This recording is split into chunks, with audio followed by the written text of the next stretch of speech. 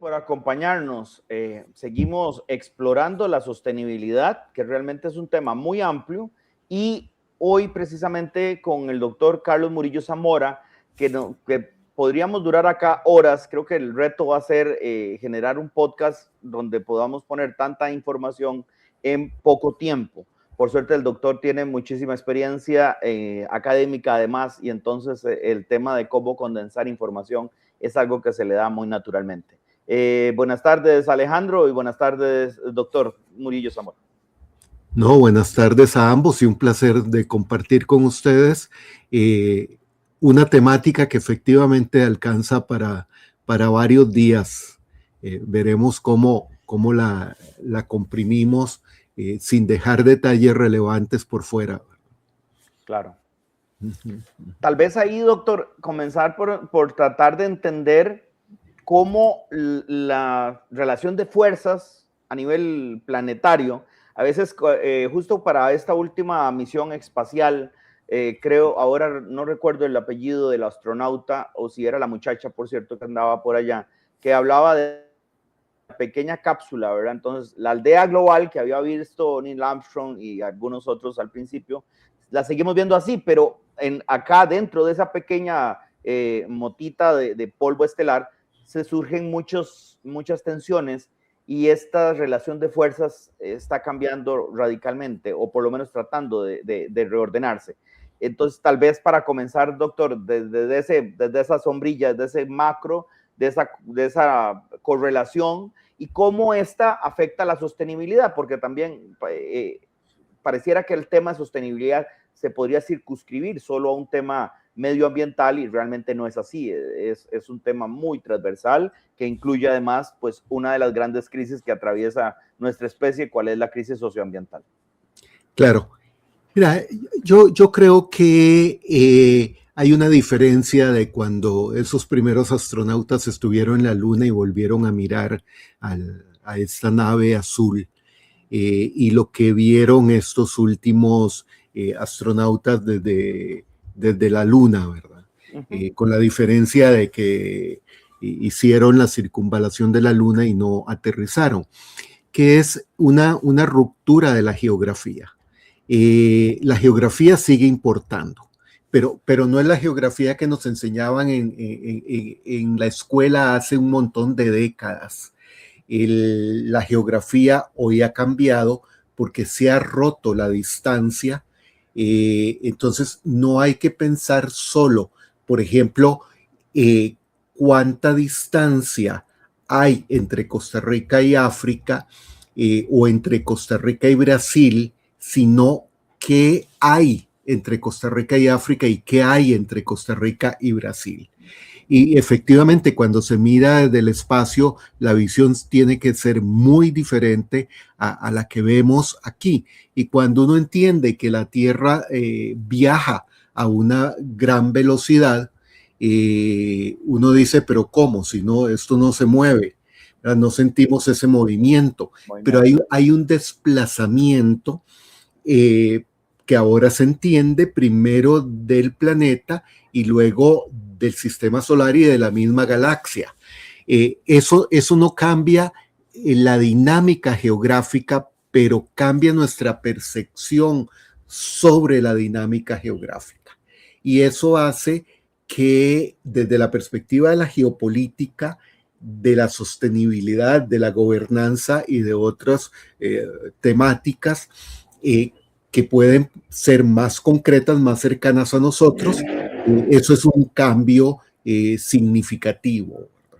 Y lo que estamos viviendo en este momento con esas crisis, por ejemplo, en el estrecho de Hormuz, en la misma Ucrania durante años, hay estudios que se han publicado en las últimas 2 semanas que evidencian que más allá del alza o baja en el precio del petróleo, los efectos de lo que está pasando en el estrecho de Hormuz, las empresas y al final uno como consumidor lo sentirá el próximo año, no lo sentirá en este momento. Porque hay empresarios que me dicen, no, pero los precios del petróleo no han variado tanto. Ok, pero es que no es solo el precio del petróleo. Uno puede ver la cotización del barril de Brent hoy por la mañana, pero en realidad ese barril de Brent comprado, por ejemplo, a $80, cuando llegue a Costa Rica, no cuesta $80, cuesta como $120. Al menos. Porque hay un problema geopolítico en términos de las dinámicas de los movimientos, del transporte, de la logística, de la cadena de suministros, y esto tiene que ver con sostenibilidad, ¿verdad? Con sostenibilidad y con poder. Claro. Claro, doctor, y en esa correlación, y más bien, perdón Alejandro, creo que ibas a decir algo, en esa correlación de fuerza, qué difícil que es entender que el juego podría ser suma cero cuando la aldea global enfrenta retos como, por ejemplo, ponerle dientes, y perdón la forma tan coloquial de decirlo, al Acuerdo de París. De alguna manera, de por sí el grado y medio creo que va a ser difícil ya conseguirlo. ¿Cómo lograr esto cuando pareciera que nos estamos peleando como niños pequeños por pedazos de tierra de un momento a otro? También en esta geopolítica, doctor, a alguien se le antoja Groenlandia por sobradas razones, no lo dudo, pero se le antoja como si estuviéramos en la Edad Media, ¿verdad? Y entonces dice, mira, voy a pagar por Groenlandia o voy a llegar a invadirla. Entonces nos quedamos en esa distopía que parece materializarse. Tal vez, doctor, si usted nos puede ayudar a entender de qué manera ese péndulo histórico nos puede llevar a mejores momentos, justamente cuando pasamos por una turbulencia que ya parece ser no un evento aislado, sino un evento de parte de la nueva normalidad. Por cierto, robándome ese término acuñado después del COVID. Claro, mira, yo creo que el mundo está en lo que en relaciones internacionales se llama guerra sistémica, que puede degenerar en una guerra mundial y que podríamos estar viendo las dos primeras fases o etapas de una guerra mundial, que fue primero Ucrania y ahora el Medio Oriente, y hay otros puntos calientes. Yo lo vería en este sentido, entendiendo que hay una relación, articulación, pero sobre todo tensión entre sostenibilidad y poder. Me referiría primero, y podríamos después profundizar en cada uno de esos aspectos, a la triple crisis planetaria. Y ahora explico para quienes no conocen el concepto, que es relativamente reciente, de qué es triple crisis planetaria. Eso pasa luego por la geoética, por la gobernanza, que es mucho más complejo que decir simplemente gobernanza. Perdón, luego la geopolítica, eso es definitivo. Y cerrar un poco qué está haciendo sobre todo China y Estados Unidos. Pero, ¿en qué sentido? En que, y era la última parte que mencionabas, Eduardo, es tratar de entender que la necesidad de pasar de qué está ocurriendo hoy en el mundo, no en cada uno de los ámbitos separados como estábamos acostumbrados, a quién decide qué hacer al respecto. Y ese es el núcleo de la geopolítica hoy. No es la geopolítica clásica de hace 100 años. Es no solo entender qué está pasando, sino quién decide qué hacer al respecto. Eso es fundamental. Y ahí es donde muchos gobiernos no están entendiendo la visión integral del bosque, porque están preocupados en su árbol. En su árbol, que es ese territorio pequeño como el de Costa Rica, y no lo enmarcan en la totalidad del bosque, como si solo importara el territorio, digamos, costarricense, y que pudiéramos construir muros que separen en términos ambientales a Costa Rica del resto de la región, para no decir del planeta, ¿verdad? Pero yo creo que hay que ir desde esa perspectiva de sostenibilidad frente al cambio climático y al calentamiento global, sea, en el marco de esa triple crisis, y mencionaban lo del Acuerdo de París. Yo creo que pensar hoy en que el límite de calentamiento es 1.5 o 2 grados respecto a niveles preindustriales, no, eso ya no hay, no es que no vamos a llegar ahí, es que cómo revertir eso. De acuerdo. Incluso el informe, el último informe de la brecha de emisiones del PNUMA ya decía que para el 2030, o sea, para mañana, hay que reducirlo en 42%. ¿Cómo vamos a lograr eso? O te agrego un dato, el del Foro Económico Mundial de este año, en donde planteaban que los riesgos medioambientales medidos a largo plazo, ¿verdad? Sin duda estamos viendo una situación muy compleja, que es esa triple crisis, o sea, lo de la parte del cambio climático, la pérdida de biodiversidad y la contaminación.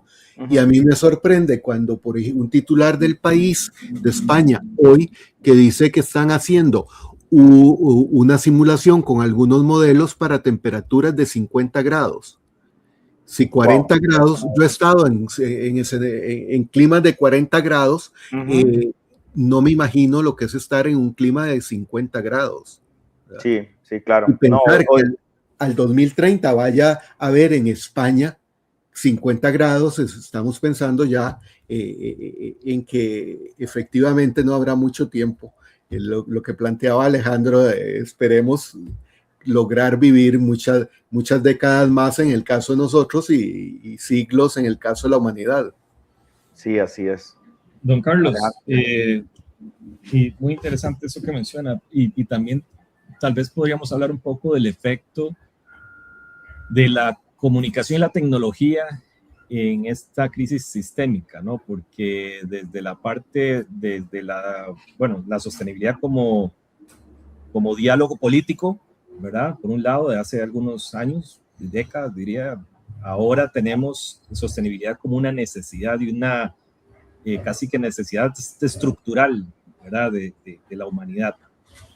¿Qué rol juega la tecnología? Porque siento a veces que generamos tecnología pero para adaptarnos, pero a la vez estamos generando más emisiones, estamos aumentando, o sea, que no estamos resolviendo el problema de fondo. ¿Cuál cree usted que es esa miopía que tenemos alrededor de la tecnología y el avance que tenemos ahora con el tema de la IA? Claro. Mira, Alejandro, utilizo la palabra con la cual comenzaste, la parte de comunicación. Que hoy es determinante en cómo las personas percibimos la realidad y cómo se construyen las narrativas. En el pasado uno hablaba y se preocupaba de la desinformación. Y en el ámbito, por ejemplo, de la guerra, era la táctica, el espionaje y la desinformación. Pero hoy hay que agregar un cuarto elemento que es la narrativa, o sea, desinformación es enviar mensajes falsos. La narrativa es construir un escenario totalmente diferente para que la gente lo perciba. En ese sentido, yo creo que deberíamos de pensar que cuando hablamos de sostenibilidad que agrupa esa triple crisis y luego también agrupa, ahora me puedo referir más adelante a ello, a la idea de las 9 fronteras y otras tantas.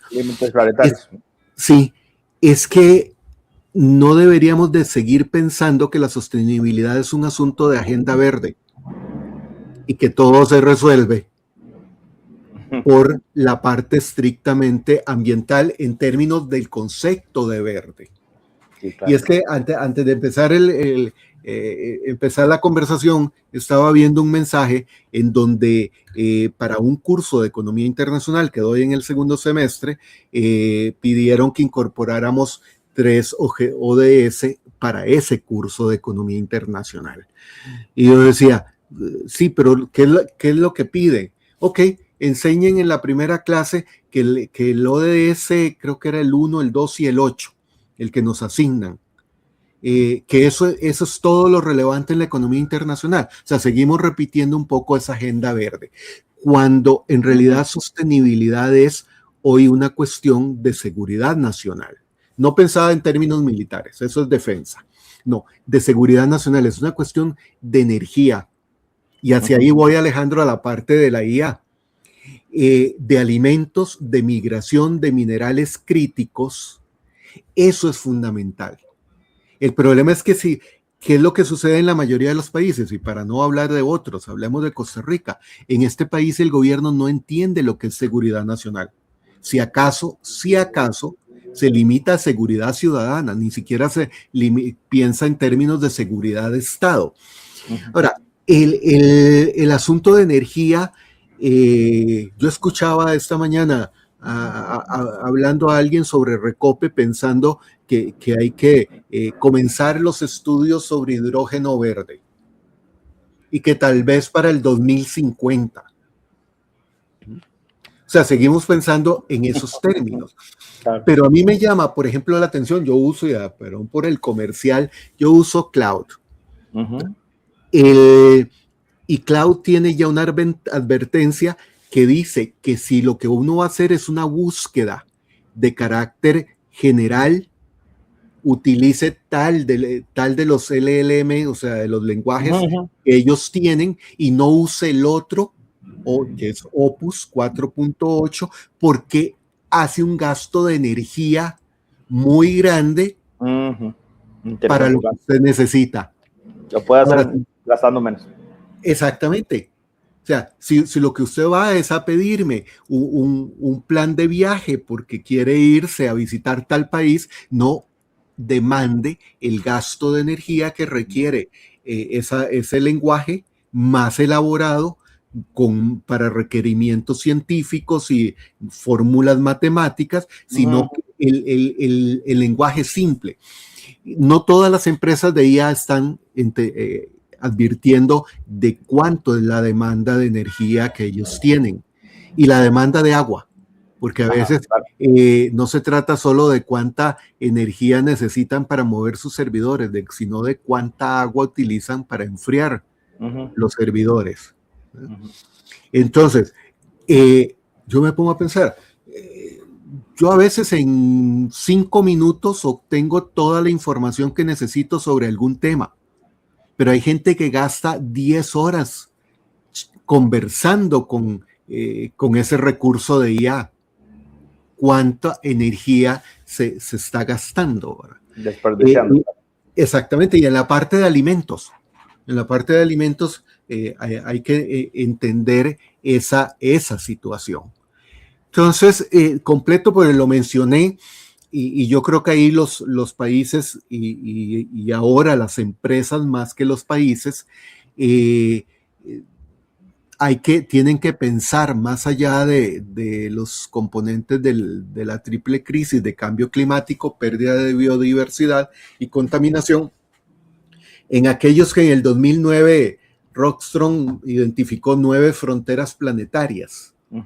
Que ya muchos las han olvidado porque solo hablan de la triple crisis, pero se olvidan de acidificación oceánica, de capa de ozono, de flujos biogeoquímicos, agua dulce, uso del suelo.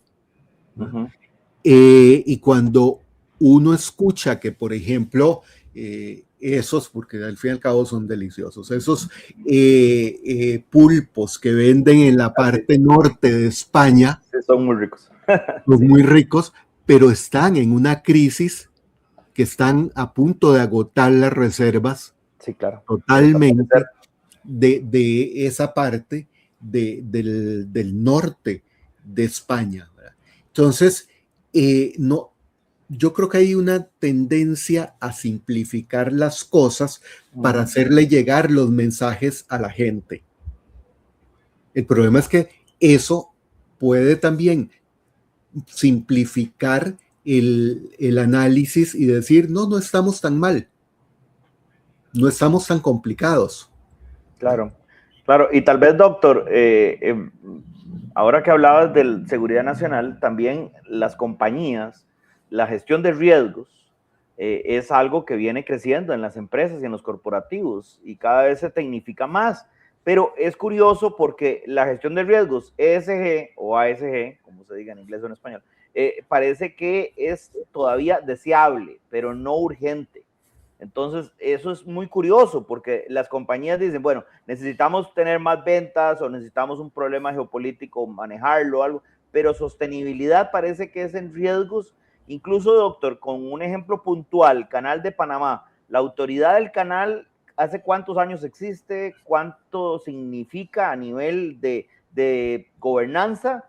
Y ahora pareciera que andan diciendo como, o por lo menos lo que he escuchado o leído, como vamos a ver cómo gestionamos el niño y el lago que querían hacer porque ya el Gatún y la Alajuela no es suficiente, parece que ya no les dio tiempo de hacerlo. Entonces yo diría, bueno, ¿qué pasa en las compañías, incluso en puntos estratégicos como el canal, donde parece que esas proyecciones o prospecciones, doctor, no están o no están siendo efectivas? No sé si es un criterio mío o usted lo puede compartir y cómo lo ve usted desde su perspectiva.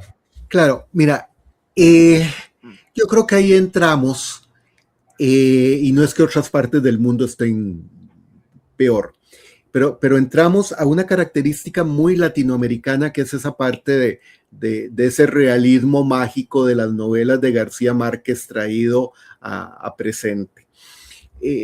Tal vez unos 15 años, pensaría que un poco más, hablando en el Canal de Panamá con alguna gente de la autoridad del Canal de Panamá, mencionaban que estaban valorando que en un par de décadas podría haber problemas para el abastecimiento del agua para el canal. Pero era una cosa, bueno, lo comenzaremos a pensar en algún momento. ¿Eh? Ajá. Pero, y en alguna medida todavía lo siguen pensando. Uh-huh. Yo creo que no hemos entendido, sobre todo los tomadores de decisiones, en que la realidad es que el cambio climático degrada ecosistemas. O sea, no es solo una cuestión de que está haciendo más calor que hace un año y llueve menos. No, es que hay una degradación de los ecosistemas y los ecosistemas pierden capacidad para capturar carbono, que es lo que le está pasando al mar. Y entonces hay un problema de resiliencia de la naturaleza, que es lo mismo que le pasa. Permítame en ambos poner el ejemplo de uno. Cuando ya llega uno a cierta edad, uno dice, no, todavía me siento muy bien. Y no, ¿para qué voy a hacer ejercicios como me recomiendan? Porque yo todavía me siento bien. Pero es que si no comienza ya dentro de 5 años, no se va a mover. No se va a sentir bien, porque el cuerpo deja de tener esa resiliencia. Entonces hay un círculo vicioso que lo llevamos, para mí, del ámbito individual al ámbito institucional en nuestro área de trabajo y al ámbito gubernamental, estatal y en general mundial, ¿verdad? Entonces, lo que uno escucha, incluso en empresas, no, es cuánto me cuesta adoptar tal medida.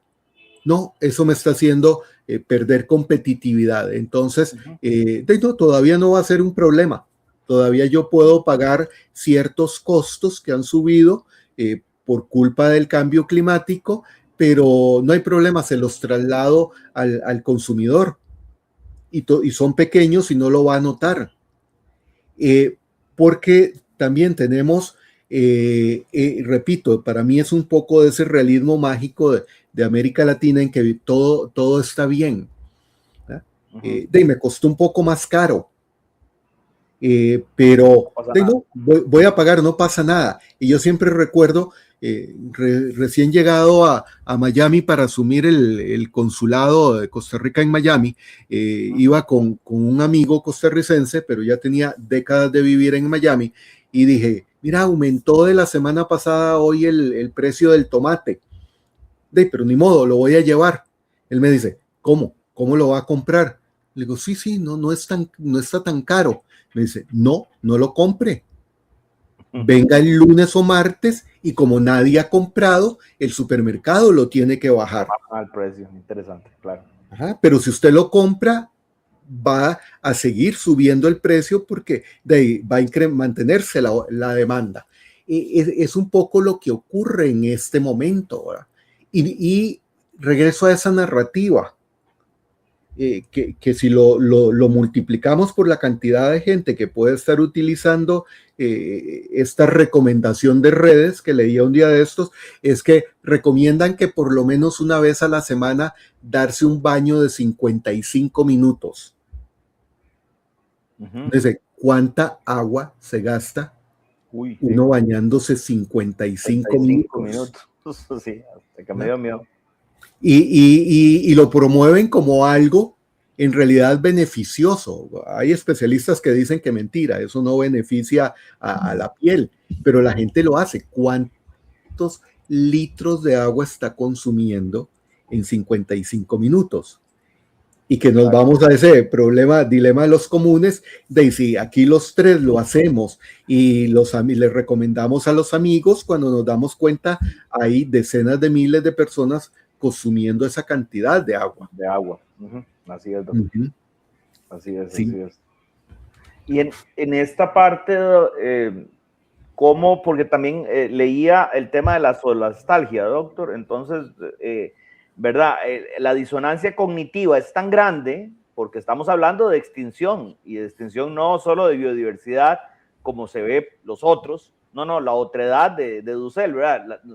Yo. Entonces eso significa que yo me puedo extinguir y que mis hijos, mis nietos, tal vez no van a tener condiciones para vivir. Entonces es tan grande la disonancia cognitiva que simplemente la persona tiende a no procesarla, a decir, no me interesa, y uno ve tomadores de decisión que yo la verdad el término solastalgia lo conocí hace muy poco, pero el efecto sí lo he visto en personas que uno les dice, mira, tenemos que ver qué hacemos porque el niño, que es además cíclico, bueno, ¿qué vamos a hacer?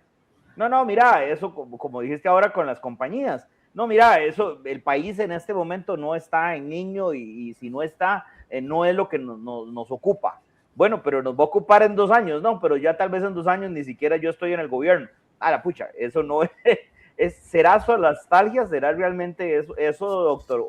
¿O será parte de ese realismo mágico que ya permeó de Latinoamérica a Norteamérica y Europa? Porque pareciera que hay compañías y gobiernos que se comportan de esa manera en otras latitudes.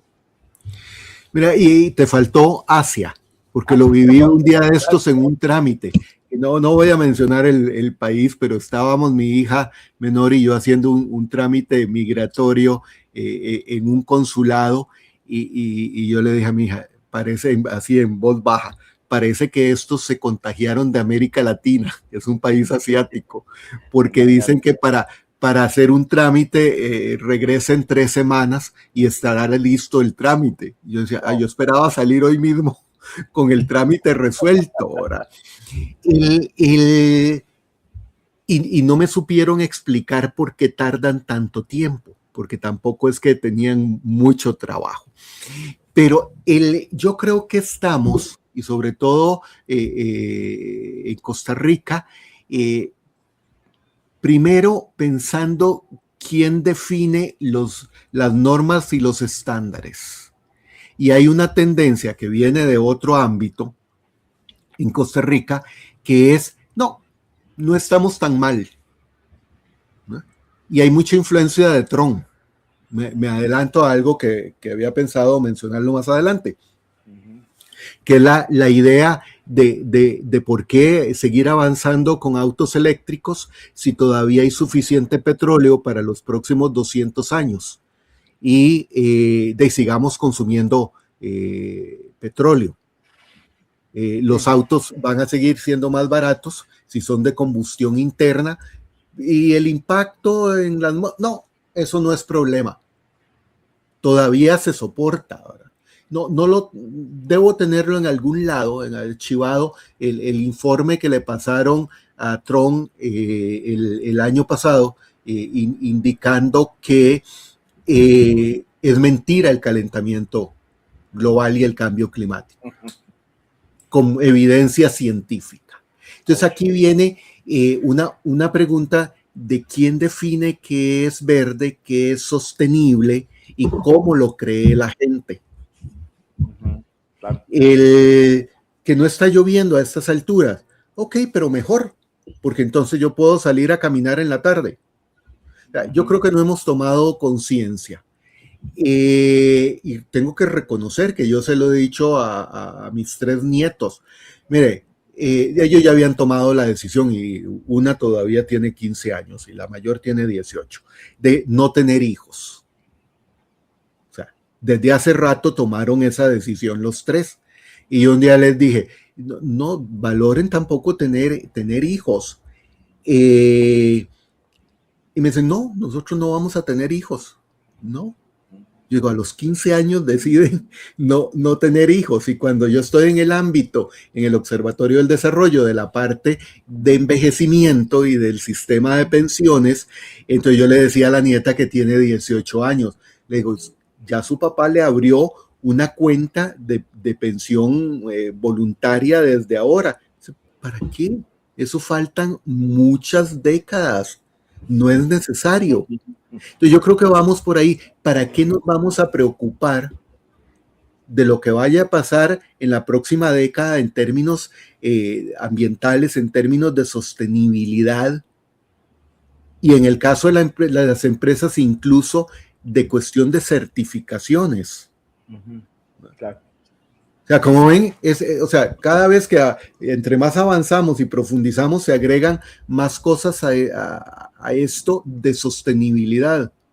Claro, claro. Y doctor, vamos a ver, la sostenibilidad entonces tenemos que verla como una forma de agregar valor a los giros, llamémosle comerciales, a las agendas de desarrollo, porque no debería ser vista como en una retórica de contra desarrollo, ¿no? Tenemos que ir hacia atrás. Usted mencionaba hace un rato, Estados Unidos toma una línea de consumo de combustibles fósiles, China toma una línea de estratégica de posicionamiento de vehículos eléctricos y demás. Y cuando vemos la suma neta de todo esto a nivel de huella, pues no estamos viendo un cambio real. ¿Cómo podemos ver entonces la sostenibilidad como un cambio de conciencia, una forma de agregar valor a lo que hacemos? ¿Cómo verlo? Porque ya pasamos de agendas políticas, de grandes COPs, ¿verdad? Con metas a 2030, 2050 y vamos a seguir. Creo que para la próxima se va a ver en retrospectiva, se van a hacer ingeniería inversa, a ver qué es lo que no se hizo, por qué no se hizo.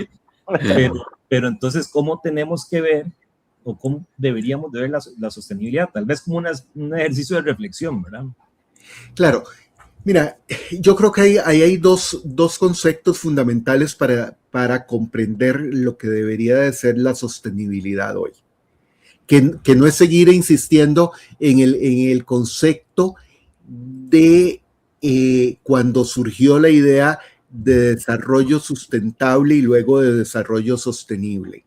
No, la sostenibilidad es más que esa noción de desarrollo sostenible. Primero, la parte geoética. Y lo otro es lo de valor público. Y comienzo por lo segundo.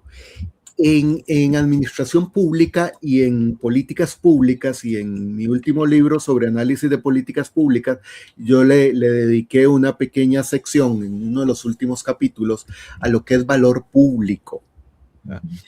Que no es sencillamente pensar en términos monetarios o presupuestarios de qué significa las acciones que generan la toma de decisiones o la implementación de políticas públicas en los gobiernos. Valor público implica lo que hace, por supuesto, las autoridades, lo que hacen las empresas, pero también lo que hacemos los individuos al implementar una política pública en cualquier ámbito, hasta en el ámbito de salud. porque uno puede decir, bueno, pero ¿cuál es el problema de que, por favor, mire, tengo una infección, necesito más antibiótico y más fuerte el antibiótico? Pero la gran mayoría de personas no saben dónde termina ese antibiótico, que es en el estómago de los peces y otros recursos vivos del mar. Así es. Porque normalmente expulsamos el antibiótico del cuerpo vía riñones y termina en el agua y lo sumamos a esos miles de millones de personas consumiendo antibióticos y no solo nos vuelve inmunes, sino que termina con un problema. Hay algunos planteamientos en ese sentido de que, por ejemplo, la reproductividad de algunas especies, sobre todo de peces, ha disminuido por efecto de los anticonceptivos que toman las mujeres. Claro. No es solo el plástico en los peces que terminamos consumiendo nosotros, sino los antibióticos que terminan consumiendo los peces. Estamos contaminando nuestra cadena trófica ya. Claro. Entonces, el valor público es pensar qué acción realiza cada institución para contribuir y cada individuo para contribuir a ese beneficio público, y ahí está incorporado lo privado. O sea, ese beneficio siguen llamándolo valor público, debería de ser un valor societal. O sea, que hace cada persona para que la implementación de políticas públicas y de acciones públicas y privadas sea generadoras de beneficio para todas las personas. ¿Necesitamos la IA? Por supuesto que la necesitamos, ya no nos vamos a deshacer de ella, por más que en la universidad prohíban el uso de la IA como lo están intentando hacer incluso en Costa Rica. Yo prefiero decirles, úselan, pero úselan de esta forma. Claro. Ok, en la parte de geoética, Alejandro, geoética es más bien esa reflexión ética sobre la actividad humana, no tanto sobre la geografía, no, sobre la actividad humana, y eso implica extracción, uso del territorio, geociencias, pero pensando en el planeta como un sistema. Y algo que nos cuesta mucho reconocer, que somos parte integral del sistema. Somos parte de esa nave espacial. Claro. Y no somos los dueños de la nave, somos una especie más. Pero esa idea de geoética se basa en un valor fundamental, que es la responsabilidad intergeneracional.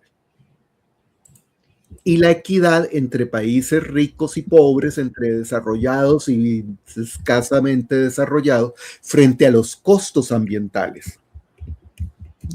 Entonces, deberían de enseñarse geoética para saber quién es el responsable del cambio climático y qué está haciendo ese responsable para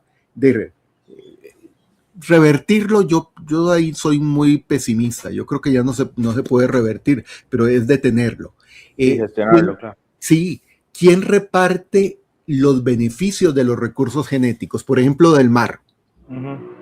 Y Eduardo me escuchaba hace unas semanas cuando ¿quién se está beneficiando de todos los recursos genéticos de la columna de agua de la alta mar? No es Costa Rica ni los países centroamericanos, en el fondo ni siquiera ninguno de los países. Son grandes corporaciones que están utilizando esos recursos genéticos. ¿Quién se está beneficiando de recursos minerales estratégicos como litio, cobalto, tierras raras, que son fundamentales en la transición energética?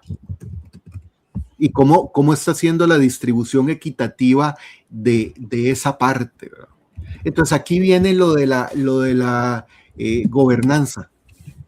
Recuerden que la parte de la gobernanza terrestre es básicamente la Convención de Diversidad Biológica. Sí. Y la gobernanza oceánica es el acuerdo BBNJ o el Tratado de Alta Mar, pero están conectados precisamente por ese concepto de geoética. Ahora, doctor, perdón que lo interrumpa. En esa parte que hablamos justo al inicio, de esa distopía que parece materializarse, y creo que previo a entrar a la grabación hablábamos de los leviatanes que parecen también hacerse realidad. Cuando vemos una diplomacia que es muy añeja y que se ha venido aprendiendo y hemos venido como especie evolucionando hacia acuerdos que permitan no entrar en guerra para poder distribuir cosas, y disculpe que diga cosas, pero bueno, territorios o diferentes materiales o elementos, con respecto a yo lo quiero y es mío. Entonces, en esa parte yo lo quiero y es mío, no sé, minería de fondos marinos, bueno, yo lo quiero y es mío, voy y barro fondos marinos porque de por sí los pescaditos no tienen problema conmigo. O Groenlandia, para poner dos casos, y por ahí, disculpe que haga un collage tan amplio, pero bueno, la franja y la ruta, lo que hablábamos también, Chancay, el puerto, el megapuerto peruano, la bioceánica en la carretera que están haciendo también para completar precisamente ese proyecto de Marco Polo 3.0 que comenzó hace tanto tiempo. Entonces, ¿cómo esos dos tratados, por ejemplo, doctor, tienen validez en momentos donde parece que vuelve a ser una validez de fuerza y vuelve a ser un Japón rearmándose, una Alemania de Merkel desde ese momento rearmándose, levantando el presupuesto militar, y un Estados Unidos diciéndole a la OTAN, ustedes gastan muy poquito en armas, así que por favor lleven esto al 5%, que es la parte del porcentaje del presupuesto que deberían invertir, y no como España, que tenía menos del 2%. Entonces, esa parte, ¿cómo se estructura en una visión global o una visión sistémica como la que usted nos puede compartir? Claro, okay, Eduardo, mira, te lo explico con esta situación. Hoy en el ámbito de guerra, y así lo tengo en un artículo, pero no va a ser publicado este año, ya hablamos de guerra de sexta generación, que es la guerra cognitiva. La quinta incluye la parte cibernética. La guerra de sexta generación incluye la parte cognitiva y la parte narrativa. Pero eso no significa que la guerra de primera generación, que era esa lucha que Hobbes lo decía, aquí es un estado de naturaleza en donde usted tiene algo hoy y yo lo quiero y yo lo logro a través de la fuerza. Eso no ha desaparecido. O sea, el hecho de que hablamos de la ciberguerra y que hablamos de la guerra cognitiva y de la lucha en el mundo de la IA, sobre todo entre Estados Unidos y China, eso no significa que podamos deshacernos, porque seguimos siendo humanos y tenemos una dimensión material, no podemos deshacernos de la parte concreta de los recursos materiales, que son los que se necesitan para esa guerra cognitiva y de narrativa. O sea, en alguna parte, aunque le digamos la nube, en alguna parte están los servidores y tienen recursos minerales estratégicos para construir los servidores. Entonces, hoy no es tanto la lucha por ir, invadir un territorio y controlarlo y establecer a un gobernador que garantice el asunto, sino que es una lucha de controlar los recursos y el acceso a esos recursos. En relaciones internacionales eso se llama la doctrina Carter, de Jimmy Carter, que dijo, no tenemos que desgastarnos controlando un país con recursos petroleros. Necesitamos convertir a ese país en un aliado que nos suministre los recursos petroleros para no gastar nuestros recursos, nuestras reservas. ¿Por qué el precio no ha llegado a $150 el barril como lo pronosticaron cuando empezó la guerra en Irán? Porque primero había sobreoferta y segundo, la mayoría de las potencias están consumiendo sus reservas que eran muy grandes Por eso es que no se ha duplicado el precio del barril de crudo. Pero entonces no podemos deshacernos de nuestra parte material. O sea, no podemos dejar de comer, aunque quisiéramos. Porque entonces se nos complica a otras partes. Eso es lo que le está pasando a los estados. Y te indico con un ejemplo que algunos dicen, es que qué bien, China tiene sus proyectos hegemónicos a nivel global, pero no, contrario a los Estados Unidos, está tomando iniciativas sostenibles. No es cierto. China habla de la ruta de la seda verde y dice que todos sus proyectos en la ruta de la seda verde son sostenibles ambientalmente. Okay. Eso no lo he Pero escuchado. cuando uno ve los resultados, no es cierto, ¿verdad?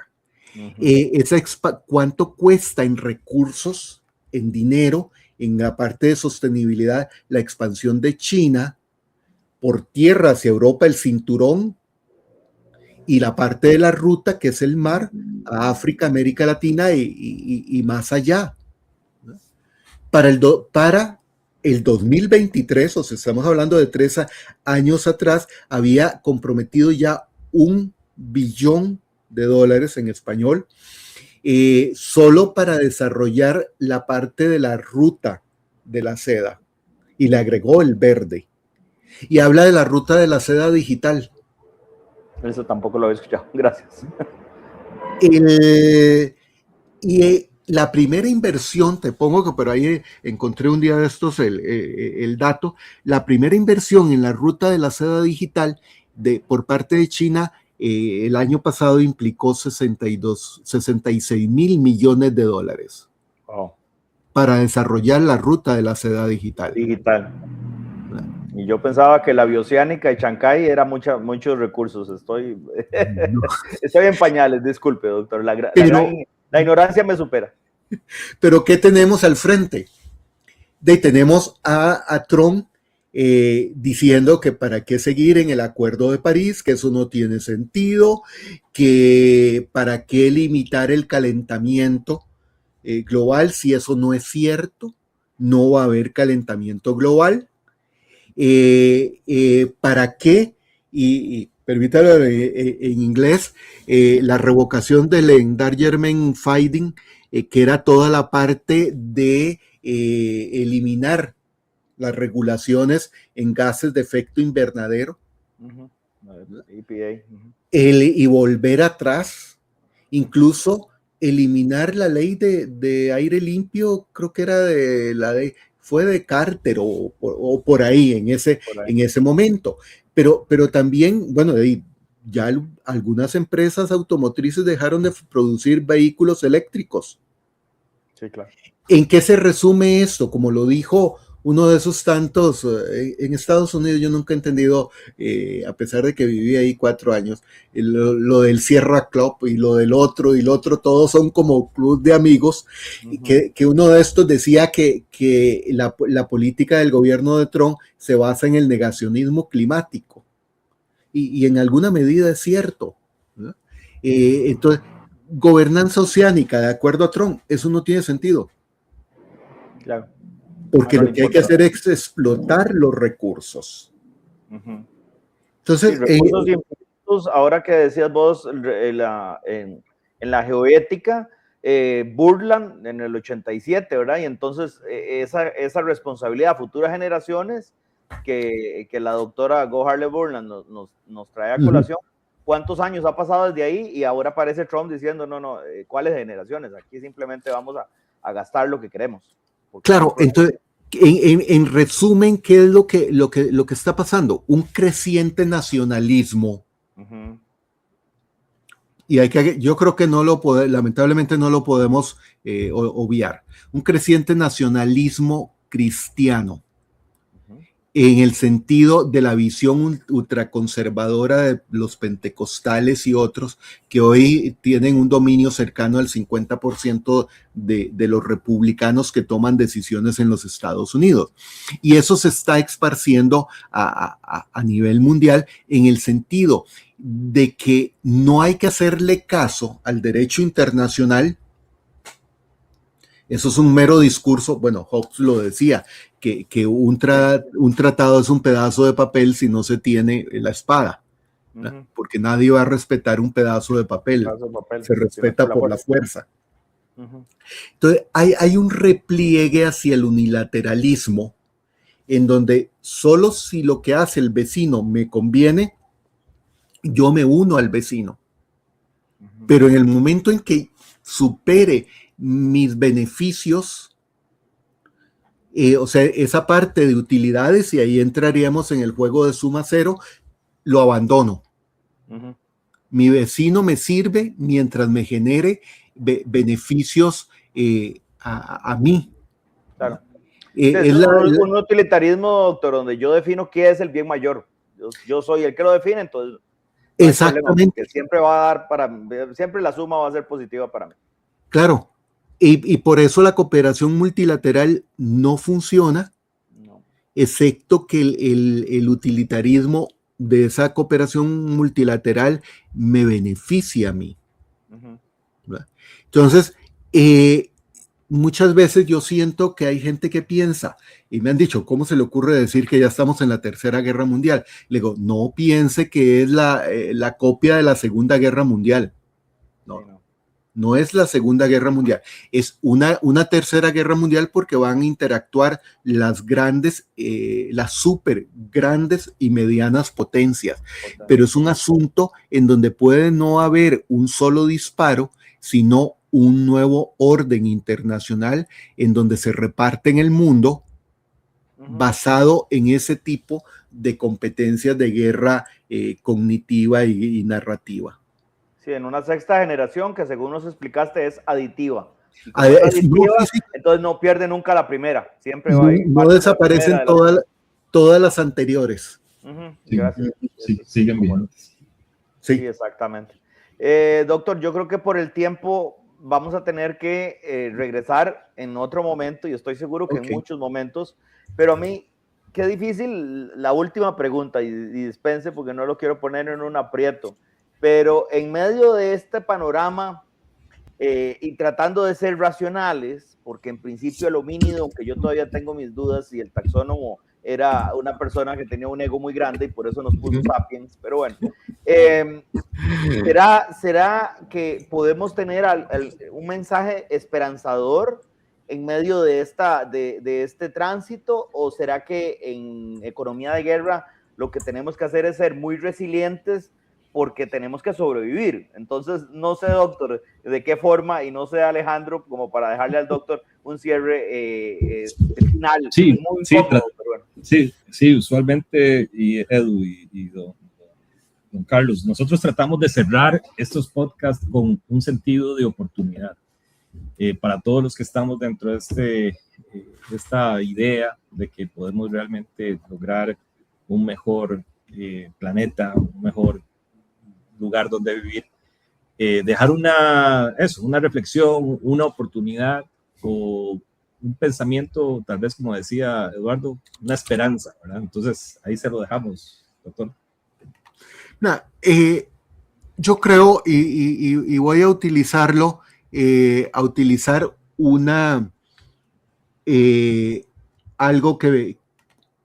término que mencionó Eduardo. El Homo sapiens. Yo creo que ese concepto, y ahí hay que atribuirle un poco la responsabilidad a Harari de dar a conocer lo de Homo sapiens. Hay un libro, no es nuevo, es de 2016, de varios autores. Lo estoy empezando a leer, pero con esto de los semestres universitarios hay momentos en los que no hay forma de leer ni una página por día. El texto se llama Homo Prospectus, no sé si habrá edición en español, en donde lo que plantean los autores es que en el fondo no somos Homo sapiens, somos Homo prospectivos, en donde siempre pensamos qué será el mañana. Yo decía, no, eso no es cierto, pero agrego otro libro que ese sí ya ha logrado avanzar la mitad, un libro que se llama Futuro, de Florence Gaut, que demuestra cómo en realidad el presente es un periodo de tiempo muy corto entre el pasado y el futuro, que solo cubre unos pocos segundos, ¿no? O sea, lo que comenzamos a hablar hace casi una hora, ya eso es pasado. Y la mayor parte del día los seres humanos, excepto los muy negativos que solo piensan en pasado, estamos pensando qué va a ser mañana, qué vamos a hacer el domingo, que viene el cobro de la tarjeta y no tenemos el dinero, etcétera. Pero en general no pensamos en el lugar en donde vivimos hasta que no se mete el agua y se nos olvida que el techo tiene muchos años de no repararse o darle mantenimiento. Es un poco lo que pasa con el planeta. Yo creo que durante los últimos 2 siglos la humanidad se olvidó del planeta. Yo creo que tenemos que pensar un poco en términos prospectivos y no solo en lo que pasó y que ya no vamos a alcanzar ese 1.5 o vamos a regresar a la era preindustrial, sino qué vamos a hacer con el mundo que tenemos hoy, en todos los ámbitos, incluso desde el familiar. Claro. No, pues muchísimas gracias, doctor. Yo creo o espero que podamos continuar esta conversación. Yo también confío en que las personas que nos están viendo o escuchando, porque esto es un video podcast, pues disfruten tanto de esta conversación, de este intercambio de conocimiento que hemos tenido hoy por la tarde. Muchísimas gracias. Y en esa prospección o en esa esperanza de ese futuro, tal vez a veces es bonito soñar con ese pasado de nuestros ancestros inmediatos, abuelos, bisabuelos, en una pequeña porción de tierra que estaba demasiado al norte para algunos y demasiado al sur para otros, y que desde la capitanía de Guatemala, desde que era nada, y desde los puertos de Panamá también era nada. Entonces éramos un nada, y siendo un quién, ahí con Dr. Zeus siendo un quién, pues logramos hacer cosas. A veces el charm que tiene Costa Rica en medio ambiente es mayor que lo que realmente sucede, casi siempre, pero seguir soñando que logramos esa conjunción de voluntades, y que así como en aquel momento, insisto, históricamente muy reciente, de nuestros abuelos y bisabuelos, que soñaron y nos dieron un país diferente, con miles de mejoras y ahora con retos muy grandes, pero bueno, entonces tal vez en ese sueño que podamos lograr algo diferente en esa prospección y poner un granito de arena para no extinguirnos, al menos. Creo que el sentimiento de urgencia, que por eso el council se llama Sustainability, no fue un error ortográfico, sino fue que adrede esa O de ese mensaje de SOS. Claro. Alejandro. No, pues nada, más bien agradecerle a don Carlos. Realmente yo creo que da para mucho, y más adelante podríamos tocar un tema más específico, pero era importante abrir todo el escaparate, ¿verdad? Una visión más general para poder de ahí empezar a tomar acción. Así que, don Carlos, muy agradecidos desde el SOS Sustainability, y esperamos contar con sus contribuciones más adelante también. No, con gusto, y más bien gracias a ambos, y un gusto conocerte, Alejandro, aunque sea en este mundo virtual. Excelente. Bueno, y invitar a los oyentes a que escuchen nuestros podcasts. Este es el 5º. Eduardo, ha volado esto, así que muy rápido. El próximo, Jaime Figueres, el tema de IA, así que se viene muy buen contenido para todos y nada, muchas gracias, nos vemos. Gracias, hasta luego. Hasta luego.